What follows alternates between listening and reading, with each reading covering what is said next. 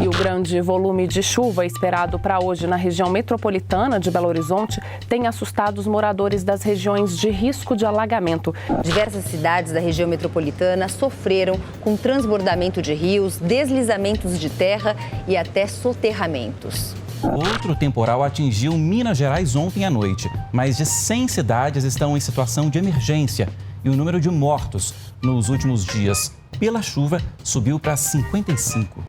O deputado federal Dr. Mário Eringer comenta sobre as fortes e frequentes chuvas que transformaram Minas Gerais e a Zona da Mata em cenário de destruição nos últimos dias.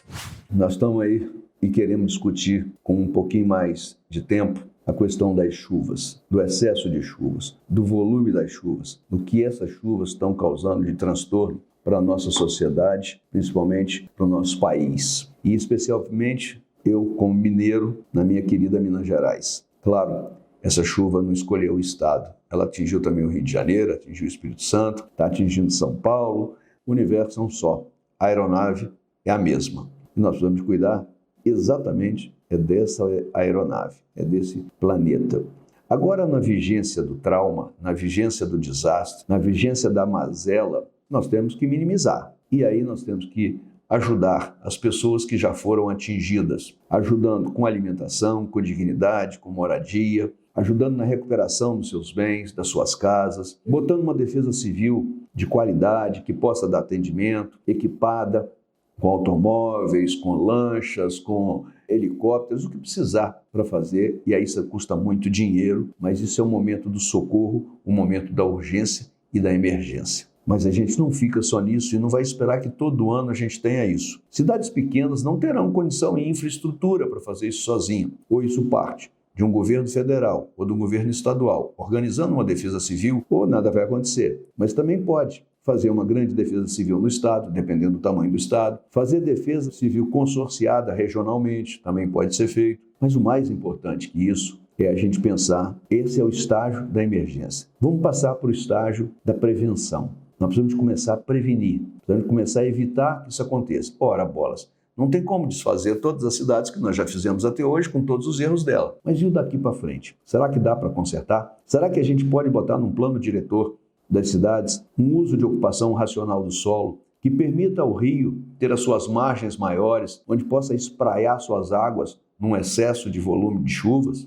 Será que nós podemos definir nesse projeto que as calçadas não sejam impermeabilizadas, que sejam calçadas em pedra portuguesa, que tenha grama? Será que nós podemos colocar que em frente de cada casa, cada pessoa tenha ou deva plantar uma árvore para que a temperatura diminua e que a gente possa fazer uma prevenção do efeito estufa? Será que nós podemos dizer que as ruas que não sejam as artérias principais da cidade tenham a partir de agora o seu calçamento em bloquetes ou paralelepípedo, de maneira que a água possa fluir de uma maneira natural, encharcando o solo devagarzinho e não precisando de entrar nos grandes canaletas de coleção de águas pluviais? Será que nós não podemos fazer e dimensionar maior essas canaletas para os próximos investimentos? Será que nós não podemos fazer barreiras de contenção ou piscinas de contenção em cada condomínio novo que recolheria essa água da chuva, que poderia ser usada para um segundo momento como reutilizável, mas também poderia ser só e simplesmente, como já existe em algumas cidades, um momento de tempo para que a água escoe, que ela faça uma piscina, a chuva passa, ela solta a água depois que a chuva passa. Então não seria um acúmulo, a água não iria toda ao mesmo tempo. Isso é para prevenir daqui para frente. E quando for consertar, onde for reformar, já reforme com esses conceitos. Eu acho que com isso a gente consegue dar uma melhorada nas coisas. Isso vai acabar de uma hora para outra? Não, naturalmente que não, porque as obras custam dinheiro, custam tempo, mas com certeza isso vai mudar muita coisa. E aí nós vamos para um outro passo. Vamos para o passo de tentar que isso não mais ocorra. Se você entender que nós temos infraestrutura para atender a emergência, temos uma infraestrutura hoje construída nova, de maneira que a água e os desastres, os desabamentos, sejam prevenidos de uma maneira prevista, antevista nas leis orgânicas dos municípios. também tem as peculiaridades de cada cidade, que ali os vereadores, prefeitos, os professores, os estudiosos daquela cidade poderiam alertar e prevenir para que essa lei orgânica tivesse a especificidade necessária para aquela área onde ela estaria vigindo. Aí nós vamos ter que fazer um negócio muito mais difícil. Parar de falar em ecologia, parar de falar em meio ambiente, começar a agir. Nós precisamos de plantar mais árvores, nós precisamos de lutar contra o desmatamento, nós precisamos de evitar de contaminar nossos rios, nós precisamos de parar de botar esgoto nas águas pluviais, nós precisamos de tratar os nossos esgotos. O Brasil precisa de rever a sua postura, que durante muitos anos foi meia relapsa com relação a saneamento, e voltar a fazer saneamento com intensidade, com qualidade.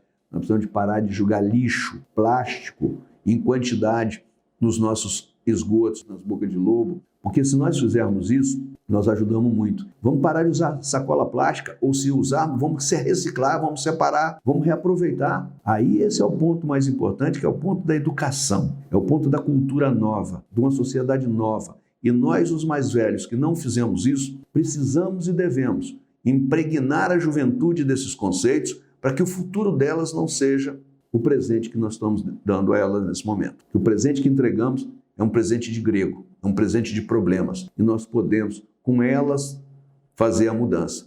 Educação ambiental é fundamental. Se você for votar em alguém, se você for escolher alguém, esse alguém tem que estar pensando nisso. Isso tem que ser regra número 1 para que você faça as suas escolhas. É claro, tem outras escolhas ideológicas, tem outras escolhas segmentadas de interesses regionais, de atividades econômicas, mas a escolha maior que tem que ser feita é a escolha de quem vai cuidar e de que maneira vai cuidar da aeronave que você está nela. Porque essa aeronave, ela cai. E o dia que ela cair, e o dia que nós perdermos o controle, a natureza já está nos mostrando que está trazendo muita chuva, em volume muito maior do que antes. Está trazendo mais seca e muita seca. Nós estamos tendo tornados, furacões. Nós vamos ter que perceber que nós estamos mexendo com força e tem um momento onde nós não sabemos se terá tempo de retroagir, de voltar, de desfazer o que foi feito. A gente precisa muito, quando sofre nesse momento, fazer uma reflexão de continuidade, fazer uma reflexão que possa trazer para nós algumas alternativas corretivas para que nós possamos entregar para os nossos filhos, para os nossos vizinhos, para os nossos amigos, para os nossos netos, entregar de uma maneira geral para um mundo mais equilibrado. E que esse pêndulo balança de um lado para o outro. Uma hora está quente, uma hora está frio, uma hora está seco, uma hora está molhado, uma hora é direita, uma hora é esquerda.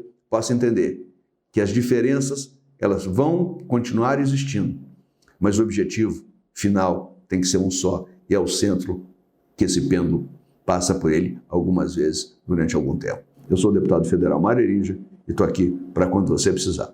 Obrigado pela sua atenção. Esperamos você na próxima semana. O doutor Mário Eringer abordará mais um tema do seu interesse. Até lá!